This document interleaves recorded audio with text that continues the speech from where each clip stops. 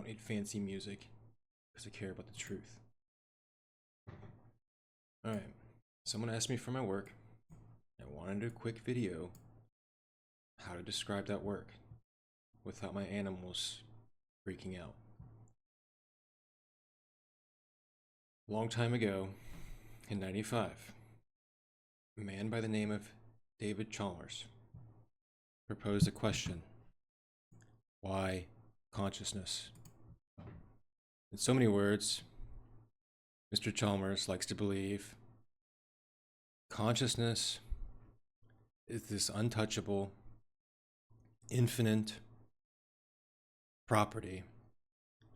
And if I'm not mistaken, some of his beliefs line up with panpsychism, which is this idea that suggests that everything, at some fundamental level, is conscious. My work is centered around is really a lot of things, but it really is just trying to get consciousness underneath the microscope and explain why people have not been able to do that. Consciousness, in my view, is a field state. My cat will not stop. I don't know what's going on with her. But in my view, consciousness is a field state. So when you start saying things like, I am angry, I am happy, I am glad, I am sad, you're describing states of being. How I like to think of consciousness in terms of physical, like if you need an analogy that helps your brain think about how it works, it is essentially an emergent property such as the behavior of ants. So notice how one ant behaves by itself. Maybe we say this is a neuron. Not too smart if you are trying to measure intelligence at some level, but we start putting a bunch of ants together or a bunch of neurons, we end up forming something rather special and unique.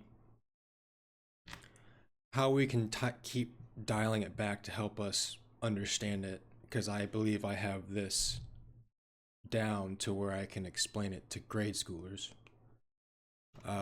is I have them imagine,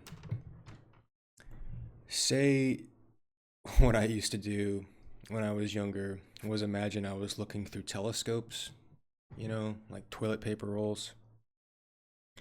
But say you can get the classroom to focus just enough to close one of their eyes and imagine all they can see through is this telescope they have constructed with their own hands, okay? And with the power of imagination, because kids and adults seem to be full of that these days, simply try to have them imagine that all that they are is this thing that they are trying to look through. It's not very much, but it's this very dense circle, and that's all they can really see through. So if we're able to just make it to where they, simulate to where they can't feel, like, again, have them imagine that they can't feel anything, that they can't hear anybody else giggle as they're doing this silly experiment, for example, and try to get them to imagine that all they are really doing and all that they are is their attention, what their attention is on with respect to space and time. And you'll notice just even in that crude example of holding up these telescopes and trying to get ourselves to imagine that we're just looking through these circles and that's all we are,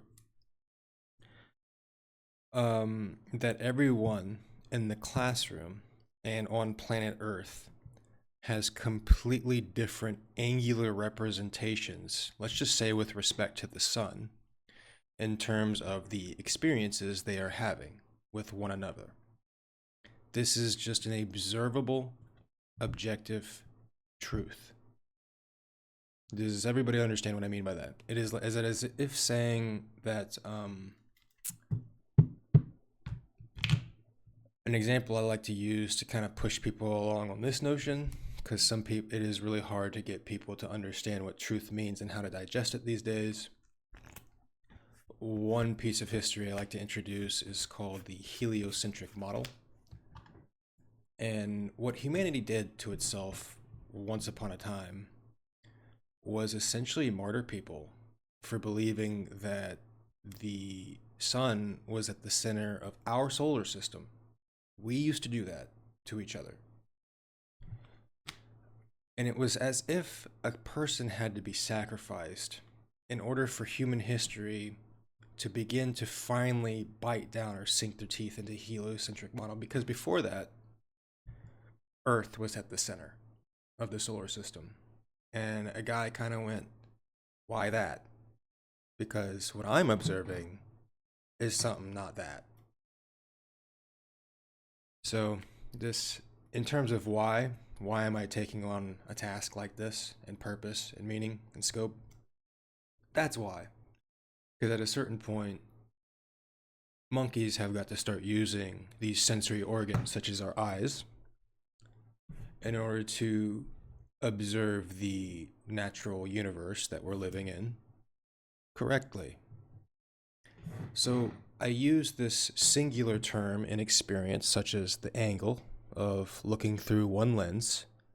Let's start dialing it out to who we are at the subjective level.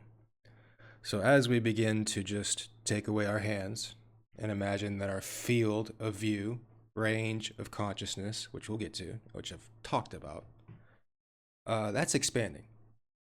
You know, I know there's a lot of literature around how pupils work and how we've got, this ways of kind of depth perception and whatnot. That's all fancy and whatnot, but this is expanding the range at which we can take on experiences of reality. Again, I'm not being loose with words. Using the ones I got at my disposal, you can clearly see what I'm trying to say. But as this range is opening up, I'm taking in more inputs. More ants are coming into the colony. We add, Mr. Potato Head, like adding. Ears, the way to feel. These are all sensory neurons linked to our spine, linked to some kind of limbic processes that are ancient, that run all the way back. you know? Consciousness is vast, but it is quantifiable. That's what we've severely been missing on, is we've always been thinking that in terms of terming consciousness, expansion, how big we are, how big our literal egos are. We've always put infinite values on them. This is a final purpose, finite values. AN here, as we're finally getting to the field state equation that I want everybody to understand, is just eigenvectors. Since consciousness is a field state, this simply means you can start mapping emotions with eigenvectors mathematically. In so many words, we've been figured out, and computer science has been trying to plot us down for a long time. This is a good direction on how to chart us.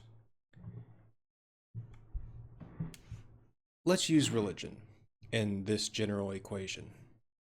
But before we do that, I know what I'm missing, and I'm probably running into 10 minutes already. I hope I've done a good job on purpose. This equation comes from IIT, and I didn't just make this up all by myself. IIT even themselves came up with this term, and their paper is extensive. And if I haven't linked it, it's in there somewhere. But it basically, this is my range of consciousness, which if they've already written a paper on, and as I've already kind of put YouTube videos up about, this thing is whatever you feed it.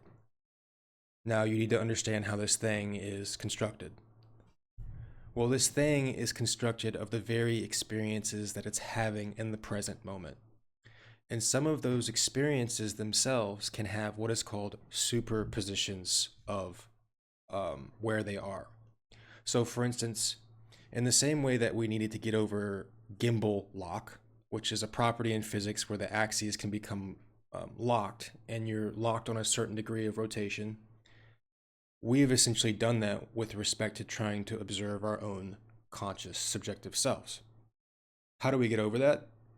We need superpositions. So, for instance, just like we need superpositions in order to send rockets to the moon, which we've done, we need them to understand conscious subjective behavior.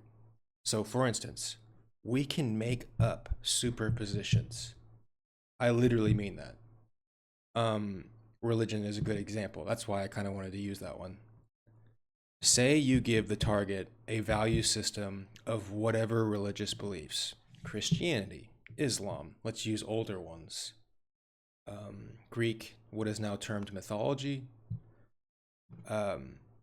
These are literally complex values that the human can give itself as targets. So, in the same way, we have given rockets superpositions for physical values that are necessary to guide it exactly to within orbit of the moon. We need those same concepts to help us to understand how we are feeling. I really hope that is just sinking in at this point, because think of what happens when we already haven't. I mean, we're effectively repeating history in America. This isn't a joke anymore. So, um, I really hope monkeys at some point can get over themselves. Um, why is it that we have had the ability, or we've written down the Schrodinger equation in 1925, if I'm not mistaken? Um, and we have had little to no progress since then, other than the atomic bomb and the shape of our rockets.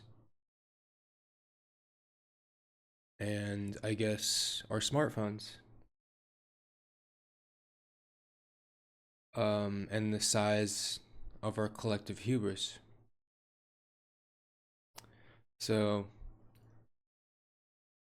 I talk about a lot in my book of relative expansions of egos. I mean, if you understand Robert Moore at all, I believe so much of science, so much of academia, so much of the Western world and our thinking, so much of humanity in general has entertained ideas so far off of truth-based understandings of reality that we quite literally might kill ourselves.